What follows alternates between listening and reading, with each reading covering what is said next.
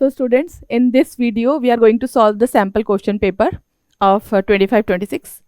ठीक है, इस सैम्पल क्वेश्चन पेपर के कुछ जनरल इंस्ट्रक्शंस हैं जो I think you should know. पहला ये है कि जो क्वेश्चन पेपर होता है उसमें टोटल 5 सेक्शंस होते हैं और जो क्वेश्चन नंबर्स जो होते हैं, टोटल नंबर ऑफ क्वेश्चंस वो 33 क्वेश्चंस होते हैं. सेक्शन ए में 16 क्वेश्चंस होते हैं 1 मार्क्स के, जिसमें से आपके 12 क्वेश्चंस जो होंगे वो एमसीक्यू बेस्ड होंगे और जो बाकी के 4 क्वेश्चंस होते हैं वो आपके असर्शन रीजन के होते हैं. Then section B has 5 question of 2 marks. Section C has 7 questions of 3 marks and your section D has 2 case based question. यहाँ पे 2 questions होते हैं जो कि case based होते हैं. उसके बाद में और ये question जो होते हैं case based, they are of 4 marks. And section E, it has 3 questions of 5 marks each. Overall choice जो है it has, कुछ questions के अंदर choice present होती है. वैसे कोई choice नहीं है लेकिन questions के अंदर और में choices are present. Next, जो हमारा पहला सेक्शन है सेक्शन ए, जिसके अंदर मल्टीपल चॉइस क्वेश्चंस है. तो लेट्स सॉल्व दिस क्वेश्चंस. पहला जो क्वेश्चन है, the male gamete in plant are formed by. Male gamete जो होता है वो प्लांट में वो कैसे फॉर्म्ड होता है. तो यहाँ पर आप देखिए, first option is mitotic division of nucleus of vegetative cell. अब सबसे पहले हमें क्या करना है, वेजिटेटिव सेल जो होता है वो कभी भी गैमेट्स फॉर्म नहीं करता है. ठीक है, जब हमने स्ट्रक्चर देखा था पॉलन ग्रेन का तब हमने देखा था कि 2 तरह के सेल्स होते हैं इसमें. एक जो ज़्यादा स्पेस ऑक्यूपाई करता है which is called as vegetative cell, और दूसरा जो होता है वो होता है जनरेटिव सेल. जो वेजिटेटिव सेल है वो न्यूट्रिशन प्रोवाइड करता है, जनरेटिव सेल को डिवाइड करने में हेल्प करता है, और जो जनरेटिव सेल होता है ये फर्दर डिवाइड हो जाता है. इस स्टेज को 2 सेल स्टेज बोलते हैं. ठीक है ना. तो सबसे पहले तो आपको वेजिटेटिव सेल वाले सारे ऑप्शन हटा देने हैं इसमें से. अब बच्चे हमारे 2 option, mitotic division of nucleus of generative cell and meiotic division of nucleus of generative cells. Generative cell जो कि ये वाला सेल है, अब ये जो स्टेज है इसको हम 2 सेल स्टेज कह रहे हैं. क्यों? क्योंकि इसके अंदर एक वेजिटेटिव सेल है और दूसरा क्या है, जेनरेटिव सेल है. ठीक है, तो अब 2 सेल स्टेज है. हमने ये पढ़ा था कि जो पॉलन ग्रेन होता है वो या तो 2 सेल स्टेज पे शेड होगा या फिर 3 सेल स्टेज पे शेड होगा. तो 3 सेल स्टेज के लिए क्या होगा, ये जो जेनरेटिव सेल है ये फर्दर डिवाइड करेगा और 1 से 2 सेल बना लेगा. तो जिस डिवीजन में 1 सेल से 2 सेल्स बनते हैं उस डिवीजन को हम कहते हैं माइटोटिक डिवीजन. तो जो हमारा ऑप्शन है that is option C, mitotic division of nucleus of generative cell. अगर मियोटिक होगा तो 4 सेल बनेंगे, 4 सेल तो बनते नहीं है, कितने बनते हैं, 2. तो हमारा ऑप्शन है इसका इज सी. नेक्स्ट क्वेश्चन है, the primary endosperm nucleus of the primary endosperm which is called also called as PEN is formed by fusion of which of the following. Primary endosperm nucleus जो है वो किसके fusion से बनता है. सी, A option में a male gamete and a female gamete. Male और female gamete के फ्यूजन से क्या बनता है, जाइगोट बनता है. A male gamete and 2 polar nuclei. जब मेल गैमेट और 2 पोलर न्यूक्लियाई जो है वो आपस में फ्यूज होती है तब क्या बनता है, it form primary endosperm nucleus. तो option B is the correct answer. Then C देखते हैं हम, a female gamete and 2 synergids, ये भी गलत है. 2 male gamete and an egg cell. 2 male gamete तो एक एग सेल के साथ फ्यूज होते ही नहीं है. तो हमारा जो करेक्ट ऑप्शन है वो है option B. Next question number 3 देखें. तो during the menstrual cycle of a human female, formation of Graafian follicle, formation of Graafian follicle is stimulated by secretion of which gonadotrophin hormone. तो सबसे पहले देखिए gonadotrophin hormone. Gonadotrophin hormones कौन होते हैं, वो हार्मोन जो गोनेड से रिलीज होते हैं, फीमेल गोनेड से. जो फीमेल गोनेड से जो हार्मोन रिलीज होते हैं वो होते हैं FSH एंड LH. सिर्फ यही 2 हार्मोन है, FSH और LH. तो ये जो FSH, जैसे इसका नाम है फॉलिकल स्टिमुलेटिंग हार्मोन, ये क्या करता है, फॉलिकल को स्टिमुलेट करता है. कैसे स्टिमुलेट करेगा, उसको मेच्योर होने में हेल्प करेगा. ये हो गया. LH ल्यूटिनाइजिंग हार्मोन, ये ओव्यूलेशन में हेल्प करता है. यानी जब ग्राफियन फॉलिकल जो है जब वो पूरी तरीके से मेच्योर होके फॉर्म हो जाएगा तब ये क्या करेगा, इस एग को इस ग्राफियन फॉलिकल में से रिमूव होने में हेल्प करेगा which is called as ovulation. तो ये क्या करता है, ओव्यूलेशन में हेल्प करता है. तो हमारा ऑप्शन जो है करेक्ट वाला है C. Next question is, the experiment proof on the thermal stability of genetic material. अब हमें यहाँ पे देना है thermal stability. Thermal means heat. Heat की stability of genetic material was first provided by experiment of है ना। ये क्वेश्चन थोड़ा सा कंफ्यूजिंग है क्योंकि यहाँ पे थर्मल स्टेबिलिटी लिखी गई है। थर्मल स्टेबिलिटी, अब यहाँ पे देखिए पहला जो ऑप्शन है वो है Hershey and chase experiment. Hershey और चेज ने कौन सा एक्सपेरिमेंट किया था, उन्होंने प्रूव किया था DNA as a genetic material. Okay, second experiment जो थे वो थे मिसेल्सन एंड स्टाल। मिसेल्सन और स्टाल का जो एक्सपेरिमेंट था वो था हैवी और लाइट नाइट्रोजन के ऊपर। थर्ड जो है वो फ्रेडरिक ग्रिफिथ। फ्रेडरिक ग्रिफिथ ने जो एक्सपेरिमेंट किया था वो उन्होंने एक्सपेरिमेंट किया था माइस पे। ट्रांसफॉर्मिंग प्रिंसिपल, यहाँ से डीएनए की शुरुआत हुई थी। यानी thermal stability of genetic material first provided, यहाँ पे एक वर्ड और लिखा हुआ है, first provided by experiment of. तो DNA as a genetic material पहली बार शुरुआत इन्होंने करी थी एक्सपेरिमेंट की, जो कि इन्होंने माइस के ऊपर जो ट्रांसफॉर्मिंग प्रिंसिपल वाला जो एक्सपेरिमेंट था माइस का, इन्होंने क्या किया था, वहाँ पे हीट कैसे यूज़ करी थी, उन्होंने हीट किल किया था। जो 2 स्ट्रेन लिए थे उन्होंने स्ट्रेप्टोकोकस निमोनिया के, उसमें से एक स्ट्रेन जो था उन्होंने बाद में क्या किया था, उसको हीट किल्ड किया था। और फिर उन्होंने देखा था कि हीट किल करने के बाद भी वो माइस में निमोनिया कॉज करता है। तो इसलिए हमारा ऑप्शन जो करेक्ट होगा वो होगा फ्रेडरिक ग्रिफिथ। जेकब और मोनार्ड का तो इसमें कुछ रोल ही नहीं है। नेक्स्ट क्वेश्चन नंबर 5 देखते हैं। Short stretches of DNA used to identify complementary sequence in sample are called. Short stretches of DNA, DNA के छोटे छोटे स्ट्रेच कॉम्प्लीमेंट्री सीक्वेंस, डीएनए का कॉम्प्लीमेंट्री यानी अपोजिट सीक्वेंस में आइडेंटिफाई करने में हेल्प करता है सैंपल, उसको हम क्या कहते हैं, हम कहते हैं उसको प्रोब्स। प्रोब क्या होते हैं, छोटे डीएनए के सीक्वेंस होते हैं जिसको हम जो कि इधर रेडियो लेबल करते हैं और फिर उसके बाद में उसको उसके साथ में बाइंड करवा के ऑब्जर्व करते हैं, ठीक है ना। मार्कर्स कौन से होते हैं, मार्कर्स जो ट्रांसफॉर्मेशन में हेल्प करते हैं। प्राइमर्स, ये भी ओलिगोन्यूक्लियोटाइड सीक्वेंस होता है डीएनए का, ठीक है, लेकिन ये कॉम्प्लीमेंट्री के लिए नहीं होता है, ये सिंथेसिस के लिए होता है। मिनी सैटेलाइट जो टेंडम रिपीट, मतलब छोटे छोटे डीएनए के सीक्वेंस जो रिपीट होते रहते हैं उसको हम मिनी सैटेलाइट करते हैं। तो जो हमारा ऑप्शन है वो है probe. So question number 6 is select the incorrect statement among the following. अब आपको इसमें क्या करना है, आपको इनकरेक्ट स्टेटमेंट को सिलेक्ट करना है। सी, पहला स्टेटमेंट है कि P square plus 2pq plus Q square is equal to 1। This is binomial expansion of p plus Q square, ठीक है। हार्डी-विनबर्ग इक्विलिब्रियम है, बिल्कुल सही है ये। So this one is correct, ये भी करेक्ट है। When frequency measure differ from expected value, the difference indicate the extent of evolutionary change. This is also true, यानी फ्रीक्वेंसी में चेंज आ गया, इसका मतलब क्या हुआ है कि एवोल्यूशनरी चेंज है, इंडिकेट कर रहा है, ये भी बिल्कुल सही है। Third is Hardy Weinberg principle says that phenotypic frequency in a population are stable and are constant from generation to generation. अब यहाँ पर this statement is incorrect. How? Hardy-Weinberg में फिनोटिपिक फ्रीक्वेंसी की कोई बात नहीं की गई है, उसके अंदर जो फ्रीक्वेंसी बताई है वो है जीनोटाइप और genotypic frequency, he talked about genotypic. तो जो हमारा ऑप्शन करेक्ट है वो है सी। बाकी ये जो है gene pool in an allele remain constant, this option is also correct. Next question is albinism is known to be due to an autosomal recessive mutation. Albinism क्या होता है, कलर चेंज वाला, जो जिसमें कलर जो होता है वो बहुत ज़्यादा लाइट होता है स्किन का, ऑटोसोमल रेसेसिव म्यूटेशन है। The first child of a couple with normal skin pigmentation was an albino. अब ये कह रहा है जो पहला चाइल्ड है of a couple with normal skin pigmentation, ठीक है ना, यानी कपल जो है उसका जो स्किन पिगमेंटेशन है वो कैसा है, नॉर्मल है, लेकिन उसका जो पहला चाइल्ड है वो एल्बिनो है। अगर नॉर्मल है और चाइल्ड का स्किन पिगमेंट एल्बिनो है, दैट मीन्स कि जो चांसेस हैं वो ये वाले हो सकते हैं, ठीक है।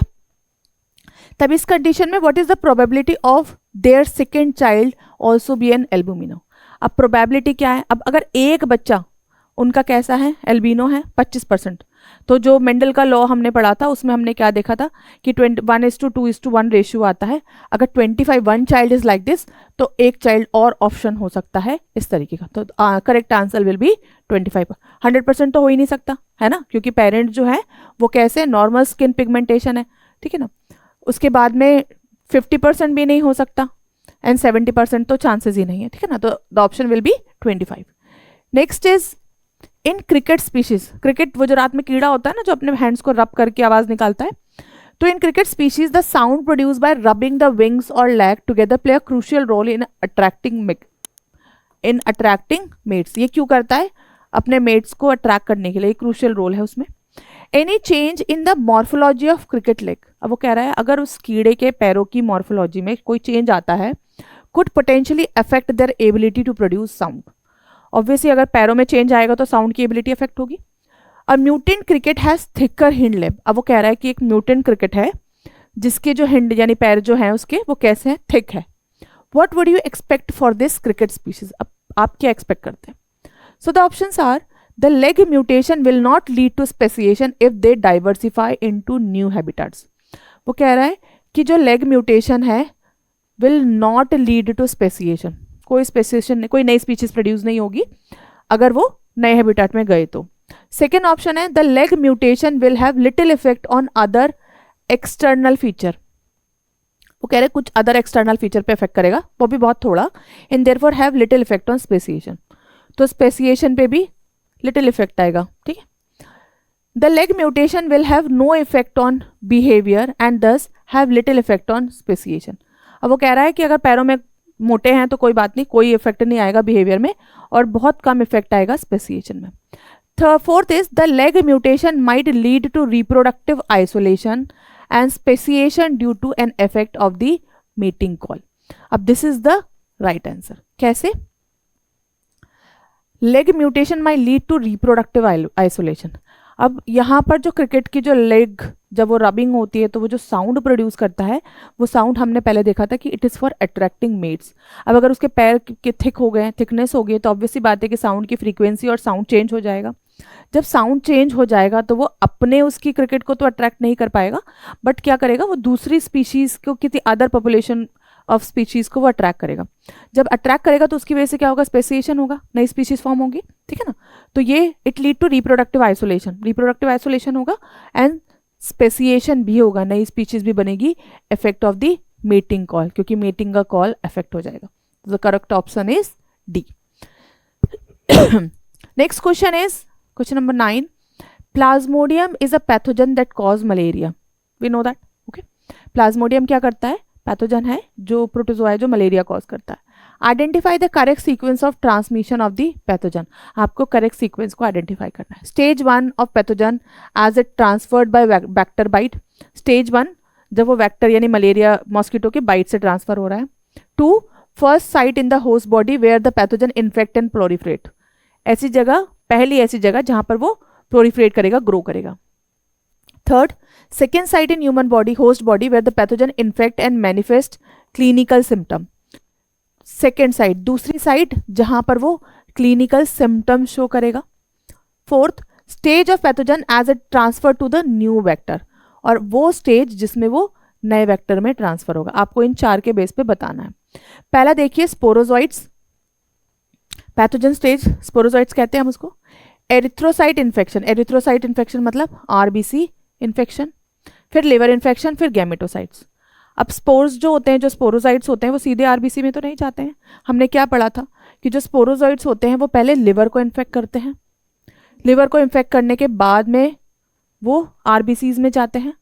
आरबीसी को इन्फेक्ट करते हैं, फिर वो गैमेटोसाइट स्टेज में जाते हैं जो कि सेक्सुअल रिप्रोडक्शन वाला स्टेज है.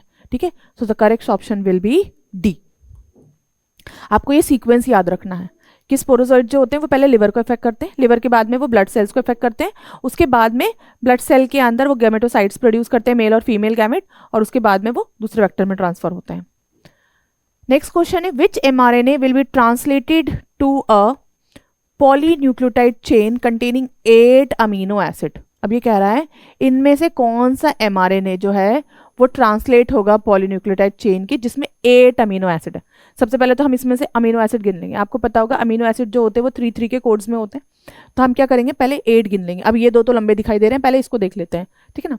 Now see 1 2 3 4 5 6 7 and 8. बिल्कुल सही है, ये भी 8 है, इसका मतलब ये भी 8 होगा और वो ज़्यादा होगा. यहाँ पे देखो 1 2 3 4 5 6 7 एंड 8. तो हमारे पास 2 8 वाले आ गए, इन दोनों को हम छोड़ देते हैं. ठीक है ना. अब ये कह रहा है कि which mRNA will be translated to a polynucleotide chain containing 8 amino. अब इनमें से कौन सा ट्रांसलेट करेगा?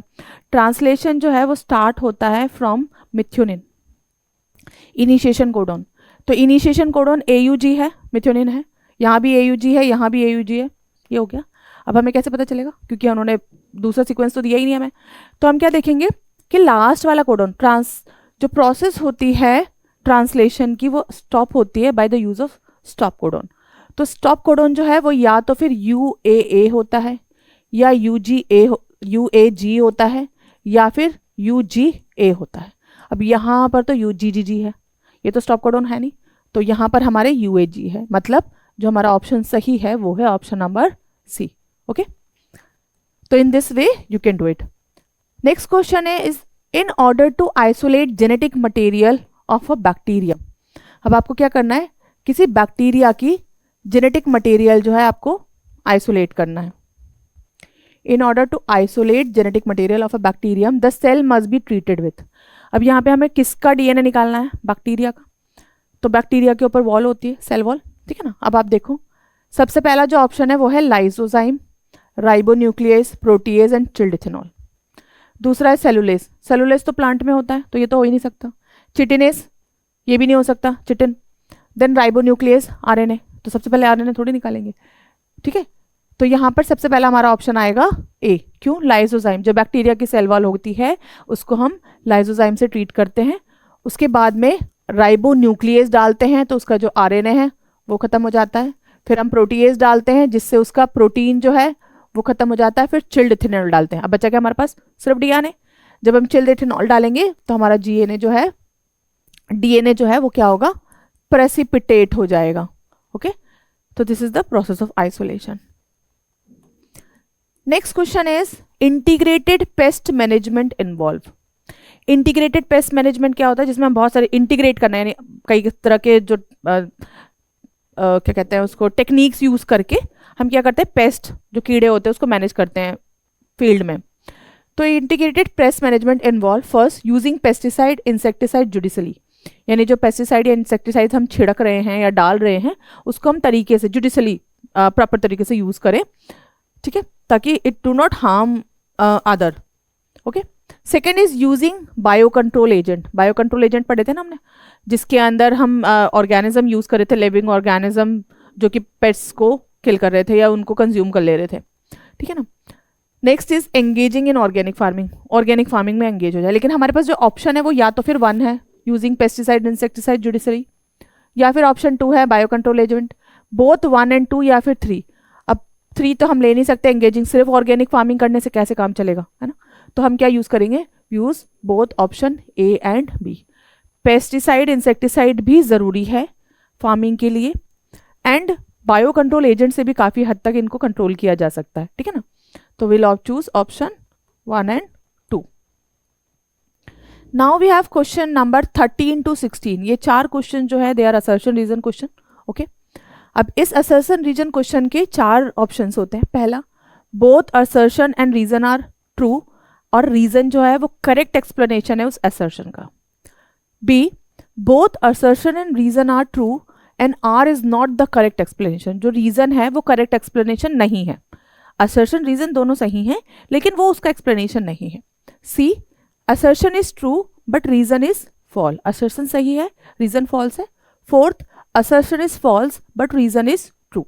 असर्शन फॉल हो और रीजन जो है वो हमारा ट्रू हो। Okay, the ability of pistil to recognise the pollen is the result of continuous dialogue between pollen and pistil. ये कह रहा है कि जो पिस्टल की एबिलिटी होती है कि वो पॉलन को रिकॉग्नाइज करता है और उसके बीच में जो रिलेशनशिप, डायलॉग का मतलब होता है relationship, continuous dialogue between pollen and pistil. तो this statement is true. Second statement कह रहा है कि this electrical dialogue allow only compatible pollen to germinate, कि ये जो इलेक्ट्रिकल डायलॉग है ये सिर्फ कंपैटिबल पॉलन को जर्मिनेट होने देता है। अब यहाँ पर प्रॉब्लम ये है कि इन्होंने लिखा है इलेक्ट्रिकल डायलॉग, यहाँ पे इलेक्ट्रिकल डायलॉग नहीं होता बल्कि ये होता है केमिकल डायलॉग, जिसको हम कीमोट्रॉफिज्म कहते हैं, केमिकल इंटरेक्शन होता है। तो इसमें क्या हम लिखेंगे कि असर्शन जो है वो तो ट्रू है but the reason is false. Okay, next question is some organisms are better adapted to survive in an otherwise hostile environment, कि कुछ ऑर्गेनिज्म जो होते हैं वो दूसरे हॉस्टाइल एनवायरनमेंट में सर्वाइव करने के लिए बेटरली अडेप्टेड होते हैं, तो this is true. Adaptive abilities inherited and has a genetic basis. Reason ये है कि जो एडेप्टिव एबिलिटी होती है, जो एबिलिटी होती है अडेप्ट करने की, वो इनहेरिट होती है, ट्रांसफर होती है एक जनरेशन से दूसरे जनरेशन में, और उसका एक कोई जेनेटिक बेसिस होता है, तो दिस इज ऑल्सो ट्रू। तो यहाँ पे आप लिखेंगे कि reason is correct, sorry reason is true, और जो असर्शन इज ट्रू, और जो रीजन है वो करेक्ट एक्सप्लेनेशन है, reason is the correct explanation. Okay, next question number 15, excess dose of coke and crack produce a sense of euphoria, कि अगर हम कोक का या क्रैक का एक्सेस डोज लेंगे तो उसकी वजह से यूफोरिया, बहुत ज़्यादा खुशी वाली फीलिंग जो होती है वो होगी। एनर्जी इंक्रीज हो जाएगी, increase energy and cause hallucination, energy increase हो जाएगी और हेलुसिनेशन होगा, बिल्कुल सही, ठीक है ना। It interfere the transport of dopamine, reason है कि ये डोपामिन के ट्रांसपोर्ट के साथ में इंटरफेयर करता है, दिस इज ऑल्सो ट्रू। तो सेम आप लिखेंगे कि assertion is true and reason is correct explanation of this. Next question is Rosie was the first transgenic cow, अब रोजी जो है वो पहली ट्रांसजेनिक काउ है to make more nutritionally balanced milk for consumption by human baby, कि वो nutritionally balance milk produce करती है, तो the reason assertion is correct. Reason है the milk of Rosie cow contain human beta lactoalbumin which made the milk rich in protein. अब यहाँ पर reason जो है वो गलत है, फॉल्स है, सो यहाँ पर आंसर आएगा आपका कि assertion is true but the reason is false.